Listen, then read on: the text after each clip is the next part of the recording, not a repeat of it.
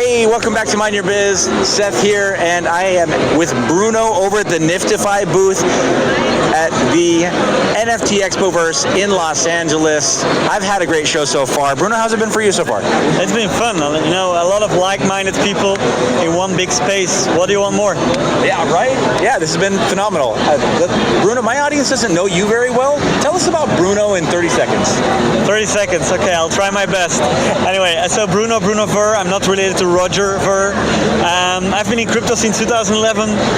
Got a little bit lucky during the years, you know, Mt. Gox. I got out of that 2 months before. I've been in the investment side of things since 2012. And yeah, last year, like since 2-3 years, I felt the need to get back in the game, to start my own startup again. And then last year we started Niftify. Awesome. Okay, so clearly you've been in the space for over 10 years. That's very, very rare nowadays. So many new entrants. And Niftify was the thing that got you back in. Clearly, if you've been in crypto for over 10 years, then you were primarily like a Bitcoin, Litecoin, UTXO, proof of work guy. How has that changed and adapted for you? And then why Niftify? Well, you know, ever since I got into crypto and I got more and more involved since 2016, because between 2011 and 2016 I really didn't touch my crypto and I didn't really follow it that well. I had a friend who called me, Bruno, you need to buy Bitcoin by the end of 2016. I'm like, I have that. So I haven't really followed it from 2011 to 2016, but then 2017 I really started following it. 2018 I lost over $1 million investing in ICOs, and the reason I wanted to get back in the game is because I always said I want to have a startup again, but I never found what I really wanted to do. And then in 2018-19 I pitched the initial idea of Niftify to a friend of mine, and he said, Bruno, we don't have time for that. So I kind of put it away and I pitched it again last year, and yeah, together with two co-founders, we then decided to launch Niftify. We raised $3.8 million in the first 6 to 9 months of the existence of Niftify. And the landscape has changed tremendously, although I'm a bit disappointed by the take of mass adoption. Mass adoption is taking very long time, and I think the only way to help mass adoption, that's also why I started Niftify. At Niftify, we are trying to be fully compliant.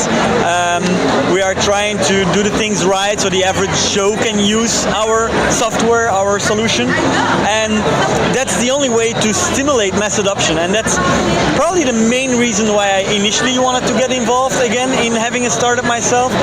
Secondly is also because I just got so disappointed investing in other startups that I was like, you know what, I have to do my own startup again. After my exit back in 2011, I was like, I just have to do it myself again.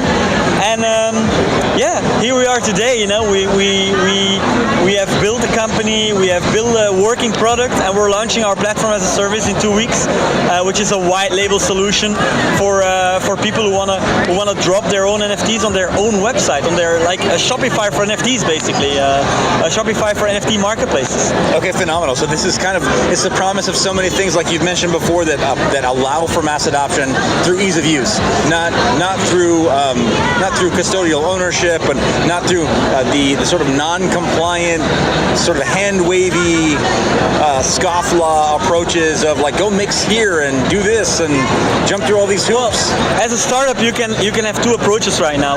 This whole crypto scene, this whole blockchain scene, NFTs, DeFi, ICOs, we have seen it all in the past 10, 12, 13 years.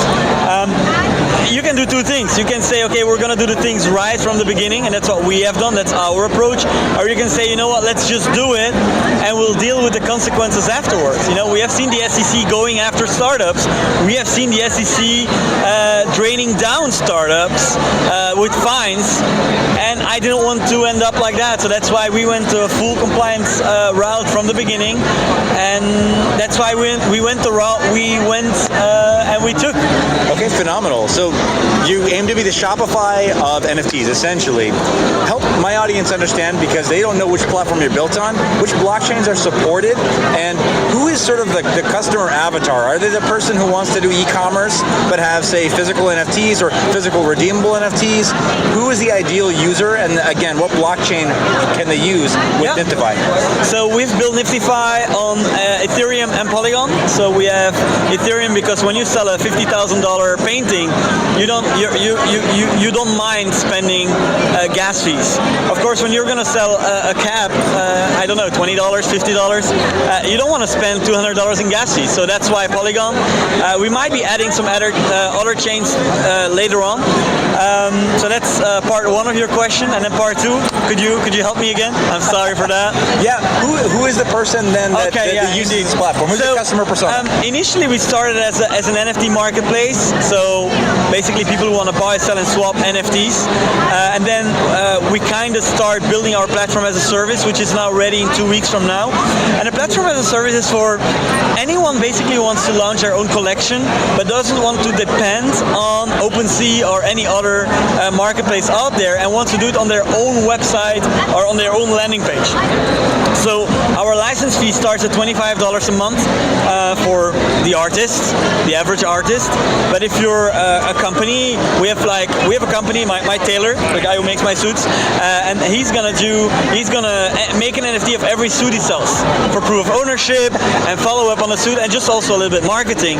Now he's taking a more extensive license with us. And then of course we have the bigger brands, the Gucci's, the Louis Vuittons, the Swarovskis.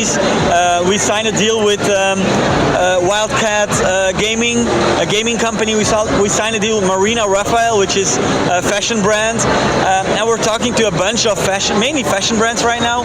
But I think even car manufacturing, IKEA could use our software. You know, imagine going to IKEA, walking out of IKEA, and scanning your items that you bought, and instead of getting a ticket or instead of getting an email, everything gets uploaded to your custodial wallet, supported by Niftify, of course, because that's what we have in our software, and you're at ease. So when you have an issue with your closet or with your TV, you go back to IKEA and you say, here, this is what I have, this is what I bought, and they will exchange it, they will repair it. Okay, phenomenal. So it sounds like then you're absolutely an industrial grade solution, but you're also ready to work with this sort of customer profile that would just open up an e-commerce shop on Shopify. Of course, yeah, indeed. Wow, that's pretty amazing. We're trying to be amazing here. Awesome. Well, I appreciate you spending a little time with me. Thank you for having me. Yeah, no, my pleasure. Where can my audience find Niftify, and what should they do when they get there? So niftify.io, niftify.io. What should they do when they get there? It depends on who they are. If they're a marketing manager at Gucci, then they can add an NFT blockchain layer to the current Gucci website, for example. If they're an artist and they want to do their own drop, they can create their own landing page on our platform. And if they want to buy NFTs, they can buy NFTs on the marketplace. So.